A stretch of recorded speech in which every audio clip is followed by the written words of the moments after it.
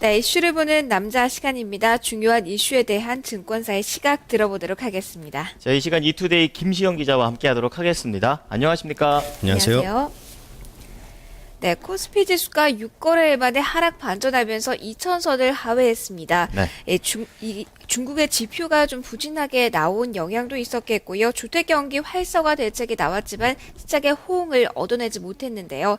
4월 첫 거래의 시장 흐름 점검을 해보고요. 이에 따른 투자 전략도 잡아보도록 하겠습니다. 먼저 김시영 기자 어제 마감 상황부터 정리해 주시죠. 네, 어제 코스피 지수는 0.44% 하락한 1995.99로 마감을 했습니다. 지수가 2,000선을 돌파한 이후 꾸준히 출회 물량이 나오면서 결국 6거래일 만에 하락 반전을 했는데요. 특히 유가증권 시장 거래량이 6년 만에 최저치를 기록을 하면서 모멘텀 부재에 시달렸다는 분석입니다.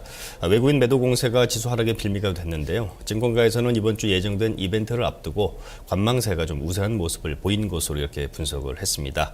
미국과 또 중국의 제조업지수 발표, 또 유럽중앙은행의 통화정책회의, 또 새 정부 출범 이후 첫 부동산 대책 발표 등의 이벤트를 앞두고 전반적으로 관망세가 우세한 모습을 보였다는 것인데요.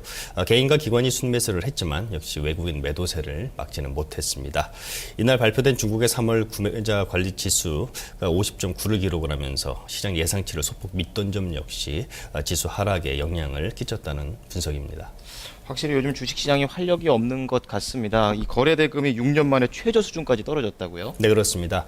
유가증권 시장 거래대금은 2조 5,779억 원으로 지난 2007년 3월 16일 기록했던 2조 5,432억 원을 나타낸 이후 6년 만에 최저 수준을 기록을 했는데요.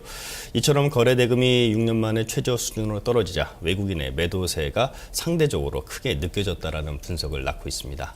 네, 거래량이 급감했다라는 것은 증시의 상승 모멘텀이 없다는 쪽으로도 해석을 해볼 수 있겠고 네. 또 다른 면을 보면 악재가 많다고도 볼 수 있겠는데요. 증권가의 시각은 어떻습니까? 네, 현재 한반도 상황은 북한이 개성공단 폐쇄 등을 포함한 전시 상황을 선포하면서 긴장감이 고조된 상황인데요.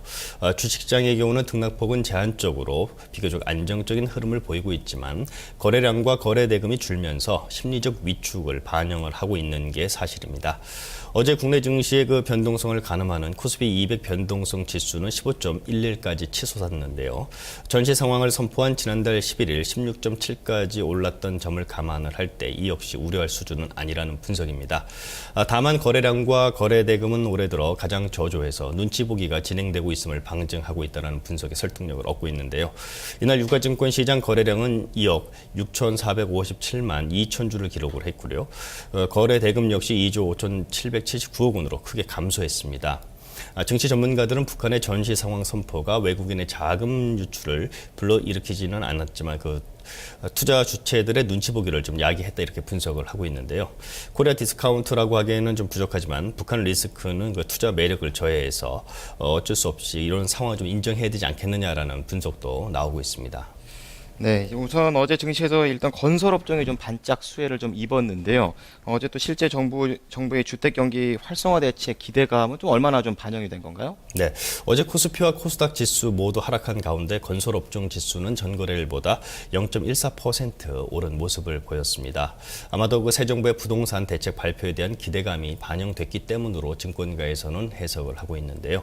개별 종목의 경우는 약세를 좀 보였습니다. 현대건설과 또 삼성물산, GS건설 등은 소폭 하락했고요.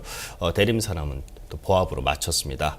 반면에 대우건설, 또 계룡건설, 경남기업, 동부건설 등은 1에서 2%대 오름세를 보이는 등 종목별로 엇갈린 움직임을 보였습니다. 네, 어제는 종목별로 좀 엇갈린 움직임이 나타났네요.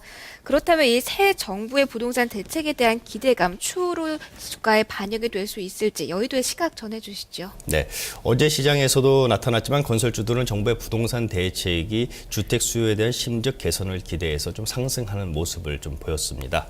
하지만 정부 대책의 실효성에 의문이 제기가 되면서 하락하는 등 장중 엇갈린 흐름을 보이면서 나타났는데요. 이를 두고 전문가들은 정부 정책에 대한 기대감이 건설주에 선반영됐다고 이렇게 좀 분석을 하고 있습니다. 정책 발표라는 긍정적 포인트와 또 현실적인 아파트 시황 부진, 또 밸류에이션 부담 등의 부정적 포인트가 맞물리면서 주가가 그 시장에 연동돼서 약한 흐름을 좀 보였다 이런 분석을 내놓고 있는데요. 대책이 장 마감 후에 발표된 점을 좀 감안을 할 때 오늘 건설업종의 흐름을 보면 정책 기대감의 유무를 좀 확인할 수 있는 방향성이 좀 나타나지 않겠느냐 이렇게 전망이 되고 있습니다. 네, 마지막으로 이 실적 어닝 시즌에 대한 좀 얘기를 좀 해볼 텐데요. 실적주에 대한 관심을 갖자 이런 얘기가 많습니다. 그리고 또 시장에서는 이 IT주 쪽에도 계속 관심을 갖자고 얘기를 하고 있죠. 좀 전해주시죠. 네, 그렇습니다. 올 1분기 어닝 시즌을 앞두고 정보기술주들이 이번 주 증권사 추천 종목의 그 리스트에 대고 오르는 모습을 보였는데요. 이는 제품 가격 상승에다가 신제품 출시에 따른 수요 회복도 기대가 되면서 IT주에 대한 관심이 높아졌기 때문입니다. 일단 스마트폰 관련주의 강세가 좀 두드러지는데요. 1분기 스마트폰 출하량이 1,000만 대 달성이 예상이 되는 LG전자는 글로벌 3위의 입지를 확실히 다질 것으로 증권사들 이렇게 분석을 했습니다. LG이노텍은 LG전자 휴대폰 물량 증가로 터치 패널과 카메라 모듈, 기판 등 그 부품 공급이 늘면서 수익성이 개선될 것으로 이렇게 분석이 됐고요. 삼성전기는 1분기 삼성그룹 내 스마트폰 판매 호조로 실적 개선이 확실시 되는 것으로 이렇게 분석이 됐습니다. 이 밖에 자화전자는 갤럭시 S4를 시작으로 삼성전자의 그 고가 모델 1300 화소급 카메라 모듈 공급을 확대하면서 수혜가 예상돼 추천주에 올랐는데요. 전반적으로 IT주에 대한 관심이 좀 필요한 시점이다 이렇게 볼 수 있겠습니다. 네, 김시영 기자 오늘 말씀 고맙습니다. 고맙습니다. 네, 이슈를 보는 남자와 함께 어제 시장에 대한 이야기 나눠봤습니다.